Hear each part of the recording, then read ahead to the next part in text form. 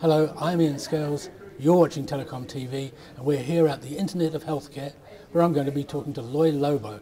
Loy is a digital health entrepreneur. Loy, welcome. Thank you.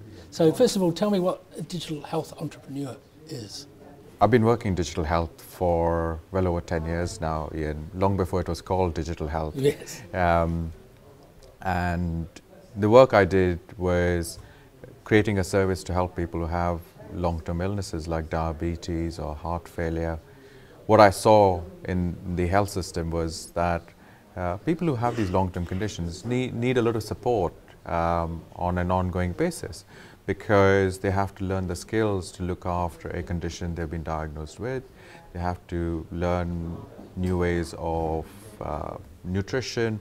They have to maybe change some of their habits. They don't get the support from the health system. They go and see a doctor just once in a while. I realized that in order to give them the support, there needs to be a system of care that's in touch with them, that senses what is going on in their life and proactively starts stepping in to provide them that support.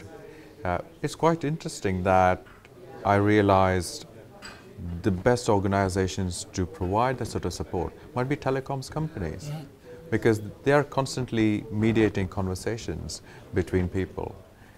That's where I started off well over 10 years ago. We built a service which connected various devices like weighing scales, blood pressure cuffs, blood glucose meters, temperature, and we pulled that together into a service that supported the needs of patients.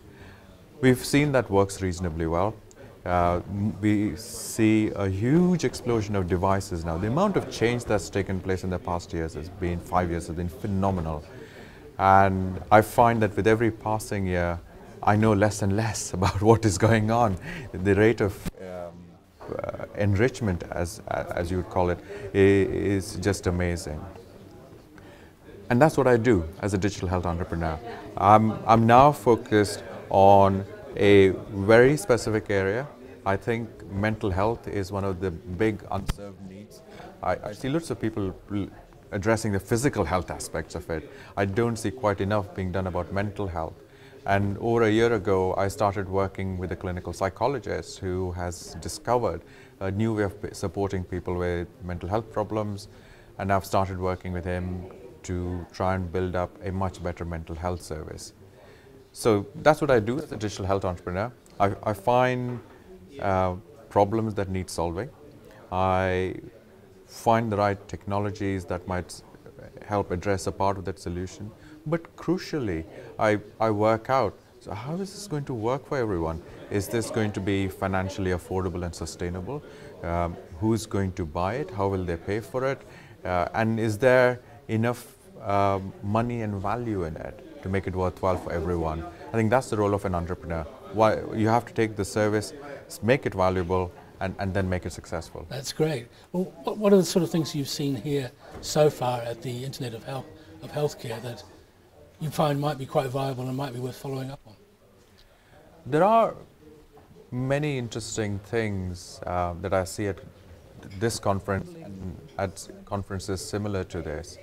And it's quite exciting. I've seen a company that uses wearables such as Google Glass or something similar to make it easier for doctors and nurses to provide a better quality of care and service to the people they look after.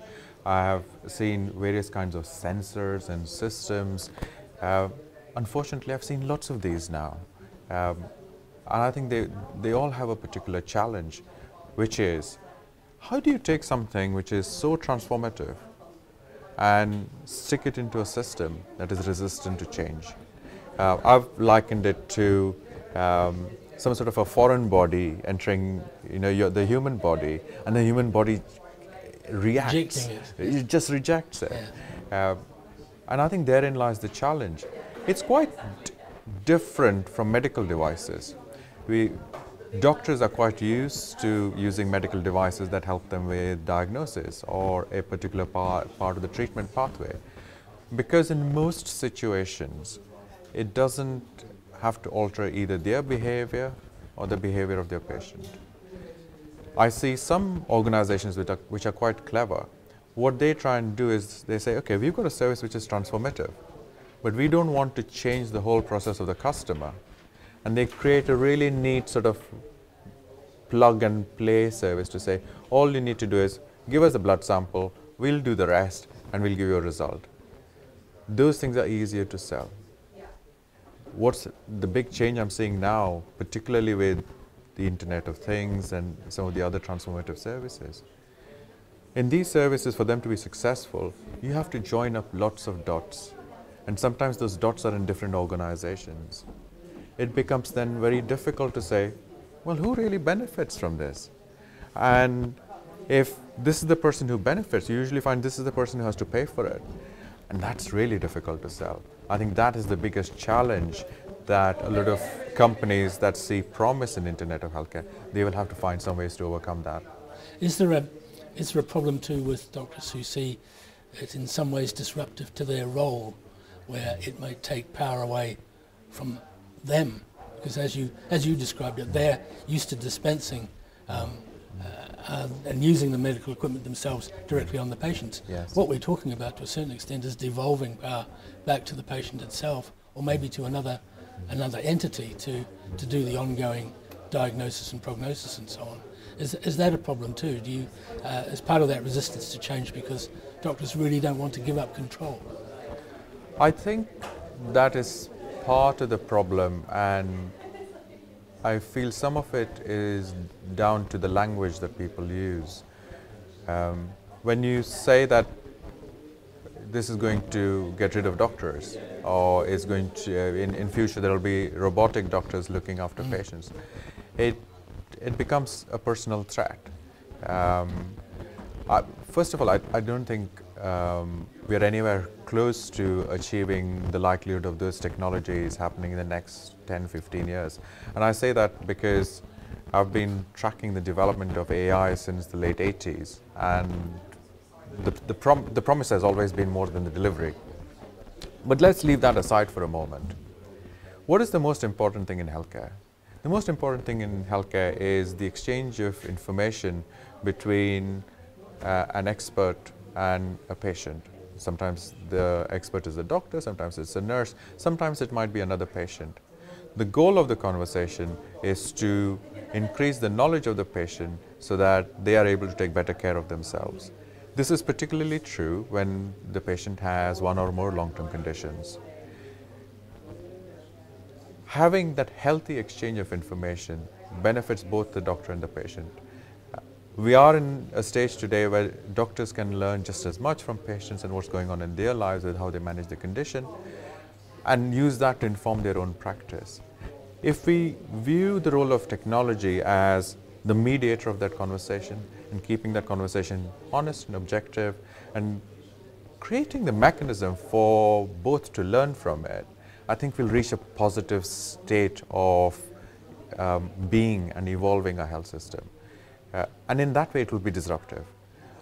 It doesn't help us to think of just disrupting the roles as they are. We need to provide a more positive narrative around disruption. Yes, indeed. Now you mentioned earlier that telcos may play a role in it. Could you expand a little bit on that? Telcos are a really interesting business because they have been subjected to some of the most disruptive innovations that have taken place in the technology landscape, ever since information and communication technologies were invented. And yet most of them are still around, and they survive, they adapt, they grow, they share resources. I found that really interesting about telcos. At one level they all collaborate and they share infrastructure, and at another level they all compete really intensely with each other. And they have somehow worked out this model to say, look, let's not compete on everything. There are some things which we can share and we can collaborate on, and there are some things where we need to compete. I think that's one important lesson from telco which other industries, particularly healthcare, can learn from. Say, in healthcare, what is the infrastructure that we can all share, which everyone can benefit from? I think for healthcare, that infrastructure is actually information. Can we share information? And how do we share that information safely with the consent of the patient? That's the most critical piece of infrastructure for healthcare to start sharing. Once you've done that, then various other healthcare providers and organizations and specialists can then compete to say, you know what, Loy, I can provide you much better care for your kidneys than that person. And somebody else can say, oh, I can provide you much better care for your eyes than that organization. But then I, as Loy, I can say, okay, I receive my care from different places, but I can also share my information with you to make sure that the care you provide doesn't interfere with the care that somebody else is providing. And I can try and start managing all of that. As a system, as a healthcare system, I think we will reach a much better place if we start sharing information as that infrastructure piece and then compete on quality of service. Okay. Lloyd, thank you very much. That was really interesting. Thank you. My pleasure.